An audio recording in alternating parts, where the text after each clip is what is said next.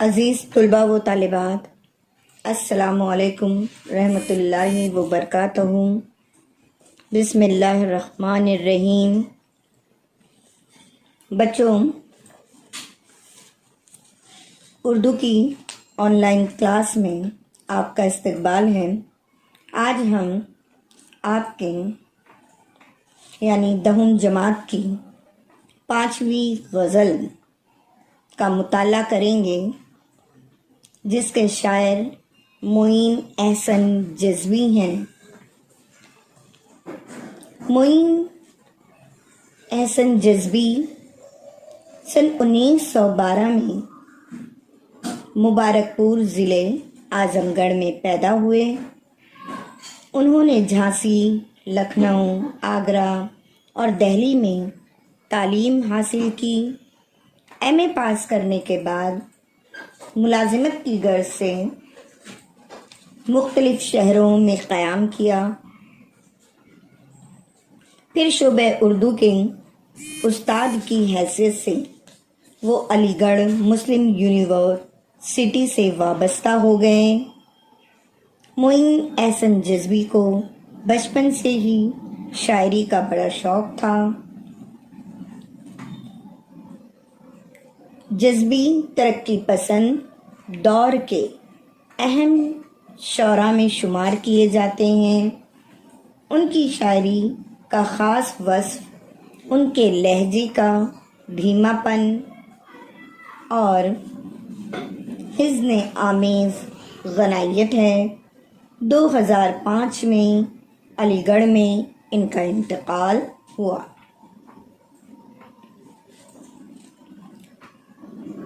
ہماری روزمرہ زندگی میں جہاں ہمیں راحتیں اور خوشیاں میسر آتی ہیں، وہیں بچوں ہمیں دکھوں اور پریشانیوں کا بھی سامنا کرنا پڑتا ہے۔ ہم اپنا غم کسی کو سنا دیں تو دل کا بوجھ کافی حد تک کے کم ہو جاتا ہے۔ غزلوں میں غم جانا یعنی محبت کے غم کو بیان کیا جاتا ہے، وہیں غم دورہ یعنی زمانے کی مشکلات کا بھی بیان ہمیں ملتا ہے۔ شاعر اپنے دکھوں کا اظہار اس طرح کرتا ہے کہ ہم متاثر ہوئے بغیر نہیں رہ سکتے۔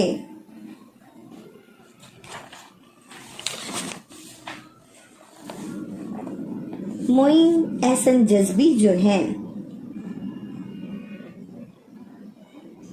اپنے پہلے شعر میں انہی زندگی کے حالات کے متعلق بیان کرتے ہیں۔ کہتے ہیں، عیش سے کیوں خوش ہوئے، کیوں غم سے گھبرایا کیے، زندگی کیا جانے کیا تھی اور کیا سمجھا کیے۔ شاعر جو ہے کہتا ہے کہ شروع میں ابتدا میں خوشی کے مواقع سے وہ بہت خوش ہوتا تھا اور غم کے لمحوں سے اس کی تکلیف کے احساس سے وہ گھبراتا تھا۔ یعنی وہ صرف خوشی عیش کو ہی زندگی سمجھتا تھا اور غم، دکھ، تکلیفوں کو وہ ایک الگ شے مانتا تھا۔ لیکن جیسے جیسے شاعر کی زندگی کا سفر آگے بڑھتا گیا، خوشی اور غم کے لمحات سے اس کا سابقہ پڑا، اس کے ذہن میں زندگی کا فلسفہ آہستہ آہستہ واضح ہوتا چلا گیا کہ زندگی صرف خوشی، مسرت، عیش کا نام نہیں ہے، بلکہ दुख, दर्द और गम का भी आमेज़ा है ये। इन तमाम अनासिर के मजमूए का नाम है जिंदगी। इब्तिदा में चूंकि शायर को इस बात का एहसास नहीं था और अपने कम तजुर्बे की बिना पर शायर जिंदगी की हकीकत को समझ नहीं सका था, लेकिन अब वो जिंदगी को समझ चुका है, उसकी हकीकत को जान चुका है कि ज़िंदगी सिर्फ खुशियों का नाम नहीं है, बल्कि ज़िंदगी में दुख, दर्द और गम जो हैं ये भी शामिल हैं। बच्चों, दूसरा शेर ना खुदा बेखुद फिजा खामोश, साख्त मौजे आब और हम साहिल से थोड़ी दूर पर डूबा किए। ना खुदा के मानी मल्लाह जो कश्ती चलाता है, साख्त होना, खामोश होना, मौजे आब दरिया का, समंदर का पानी।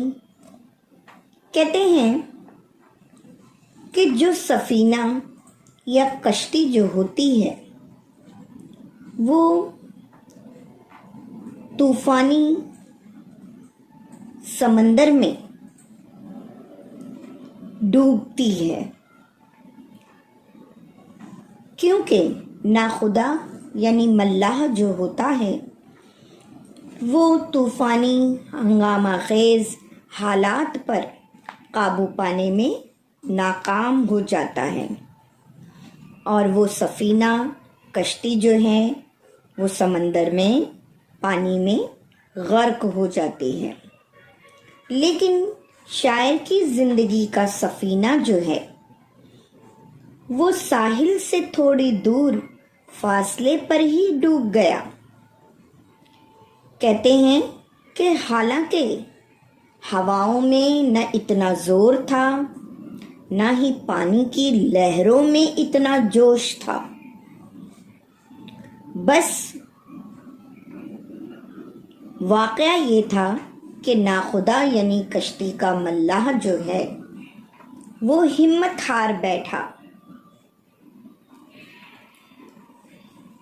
और अगर नाखुदा ने हिम्मत ना हारी होती तो यकीनन शायर और उसके साथ जो दीगर उसके अफराद हैं, दोस्त अहबाब हैं, वो डूबने से बच जाते। दरअसल इस शेर में शायर जो है वो हमें ये समझाना चाहते हैं कि हालात कितने ही संगीन क्यों ना हो, हालात कितने ही तकलीफदाह क्यों ना हो, किसी भी सूरत में हमें अज़्म व हौसले को हाथ से जाने नहीं देना चाहिए। हमेशा हमें हिम्मत से काम लेना चाहिए और उन हालात का डटकर मुकाबला करना चाहिए। इसी तरह तीसरा शेर, वो हवाएं, वो घटाएं, वो फिजा, वो उसकी याद, हम भी मिज़राब अलम से साज़ दिल छेड़ा किए। अब यहाँ पे शायर जो हैं इस शेर में कहते हैं कि बहार के मौसमों में जो बड़ा खुशगवार मौसम होता है, दोस्तों से जो मुलाकातें होती हैं वो हमारी यादों का एक हिस्सा बन जाते हैं। पुरखार राहों से गुजरने के आदि शायर को जिंदगी के पुरसुकून लम्हात शायद पसंद नहीं हैं, इसीलिए वो विस्ले यार के लम्हात को याद करके दिल को बेचैन करके खुद ही अपने आप को तबाह व बर्बाद करता रहता है। इस शेर में सनते इस्तिआरा का इस्तेमाल हुआ है। दोस्त की याद के लिए मिज़राब-ए अलम की तरकीब को इस्तेमाल किया गया है। आलात मौसीकी में एक बहुत ही मशहूर साज जिसे हम सितार कहते हैं, उसके तारों को छेड़ने के लिए एक छल्ले का इस्तेमाल करते हैं, उसे मिज़राब कहते हैं। तो यहाँ पर शायर ने सनते इस्तिआरे का इस्तेमाल किया है और दूसरे मानों में मिज़राब अलम यानी बेचैनी, दुख, दर्द को जाहिर करने वाला।